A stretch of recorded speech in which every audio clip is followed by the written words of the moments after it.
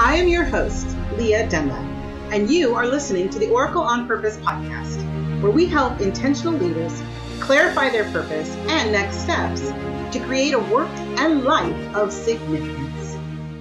I'm going to talk today about love and money. Love of money, love and money. I wanted to share that this particular topic, especially the concept of how we engage with our money, how we engage with wealth, and what we think about what the big L is for love and the big M for money, and how that can actually create such discord in our experience of wealth in our lives and in our relationships, and how we can hold ourselves back from expressing ourselves from a place of love when we get that concept tangled into money and wealth. Wealth probably more than money even. I've had an incredible day with clients today, and this theme just kept popping up. So I wanted to share some highlights and some insights that the Oracle gave my clients that came through and really spoke to them. Even one client who had a loved one come through and share a really poignant message. I'm Leah Dunlap. I'm known as the Oracle on Purpose. I help women, business leaders, and entrepreneurs to align their purpose with their work so that they can live a prosperous and abundant life in a holistic expression of fulfillment and joy, and to deliver what they're meant to deliver here on the planet so that people get to have what they're meant to have from them. And with that, of course, there's a lot of money that moves through my clients' lives, and sometimes it's unexpected, sometimes it's large sums of money, and there can be these entanglements around that money. And there's also this cutting off that can happen around the relationships that they have and how money plays a place in it or doesn't. So I wanted to share a couple of things that came across our calls today that I think a lot of people can take advantage of. So the first and foremost thought was this concept of doing things from a place of love. Doing things from a place of love. Have you ever said that? I want to come from love. I want to come from love. I have this transaction that I'm doing, and I want to come from love. And so if that's you, or you've heard yourself or someone else say that before, O has a secret for you. There is no way, truly, for you to not come from love, because you are love. Love is all there is, literally. That is the expression that we are, and the experiences we have, they all come from that place because we all come from that place. Love is the ocean, and we are the wave. We are the drops of the water that are the ocean, made in love, bathed in love, created from love. So why does that matter? First and foremost, it matters because if you are using the excuse or the limiter that you can't make a transaction happen because you want to make sure that you're coming from love, right? That's some sort of barrier to making some transaction happen. Remember, you really can't not come from love. Not really. So if that's the case and you set that aside, what is it about the transaction that's causing you to feel as if that's true? And when we look at that, we can start to see what kind of preconceived notions, maybe past beliefs or limiters that we have about ourselves and who we are, that are coloring the transaction. They're coloring our experience, but they aren't really the truth. So yes, you can have a transaction between someone. You can have an agreement. You can have a contract. You can have a purchase of something and feel as if you weren't really coming from your center. You weren't really speaking your own truth. And then that feels less than loving, right? it's an experience of not feeling good about it. So the second thing to really recognize is if that's the case, what is to be worked on isn't necessarily the transaction, but what about you, right? What are you experiencing as yourself that lets you feel as if it's okay to not align with your sense of value or purpose in that moment, in that transaction, right? There's a reminder perhaps of some other experience you had that's held you back, and you're looking and judging this particular transaction based on that. So what do you need to know? What do you need to affirm for yourself about who you are and what you experience and expect to experience that you can change about the transaction you're in the middle of, right? So the love is always there. And if there's something that feels off, it's actually the love of self that's being called into question and asking you to make sure that whatever you're creating, that you're in alignment. And sometimes that means, putting on the brakes. Sometimes that means saying no when you thought you were going to say yes. And it might be changing your mind, those kinds of things. So that's the one side of the equation. But the other part of the equation is the money. And how money and wealth can kind of play this interesting role where money can be really what most people might call a loaded word, right? Money could be a loaded word for you. And there can be lots of reasons for that. There can be childhood trauma, experience, expressions, failures of your past youth that make money somehow a challenge. But money's just money. It's just a form of currency.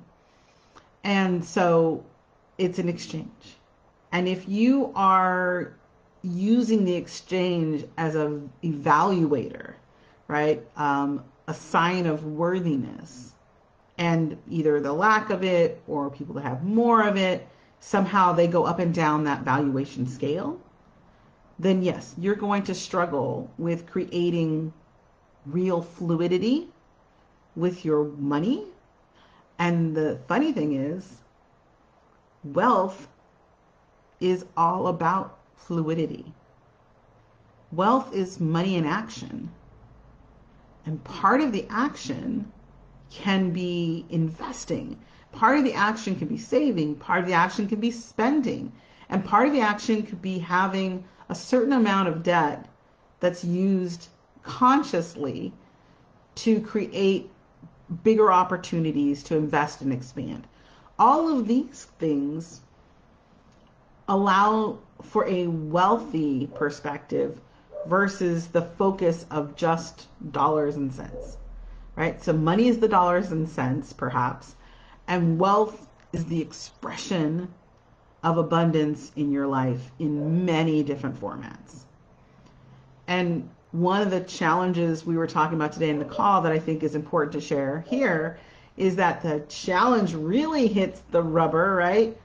When we lock love and money together, when we tangle it up and make it something of value about the expression of a relationship, right? Whether that's your partner earning a certain amount, being like the breadwinner, or yourself being the one to always handle and manage the money, somehow gives you power in the relationship, rather than the money being its own thing and the relationship being something separate.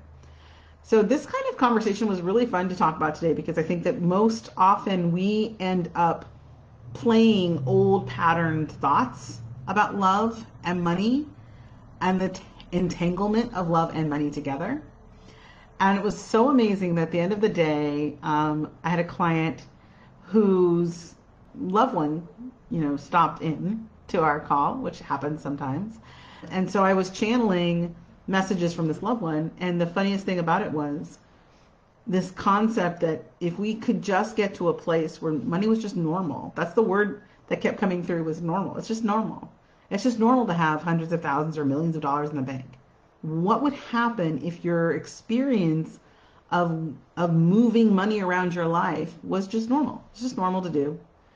I think that's when the true level of wealth is reached, because it no longer has the power it did as solely money, right? The dollars and cents. It suddenly becomes the tool it truly is meant to be, to allow you to do more and more of what you're meant to do. So I think that if we were to really extricate love and money and realize the big love, right? The love of source for each of us, through us, as us, then it would be easier for us to open ourselves to receiving the massive flow of wealth in all areas of our life that we are born to. The wealth, the money, the opportunities, all of that is circling around us all the time. And if we take a different view and look at it from that perspective, we can actually be a part of the flow of wealth in the world.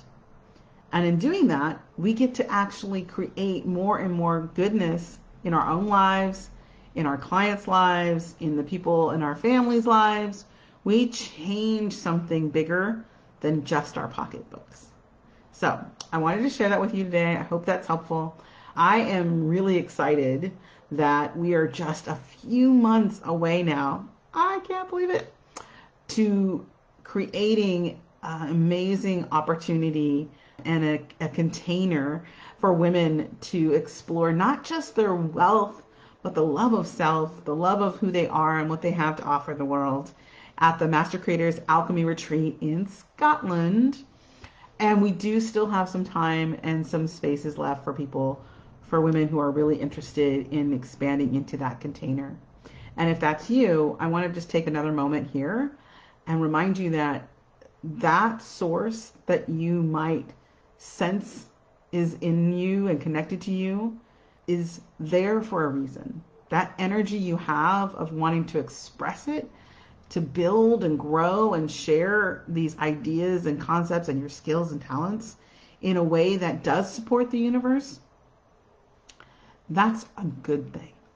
And that's something that we want to help foster and support you in doing. So if that sounds exciting and you also like the idea of maybe enjoying some white glove experiences, then I would love to have an opportunity to talk to you more about that. So if you want to come with us and you want to know if it's a good fit, just apply. It's all you need to do. When you apply, we'll talk more about it and we'll go from there. But don't wait too long because we do only have a handful of spots left. Again, I'm Leah Dunlap. I'm the Oracle on Purpose. I promise you that there is a space where what you love loves you back. And the money that's coming into your life can be more than just dollars and cents. All right. Thanks so much for watching. I'll see you next time. Bye. Thanks for tuning in to the Oracle on Purpose show. If you found value in this episode, we'd appreciate you leaving a comment. Also, you can subscribe and ring the bell if you haven't yet. If you'd like to get clear on your highest vision and next steps, go to oracleonpurpose.com. See you next week.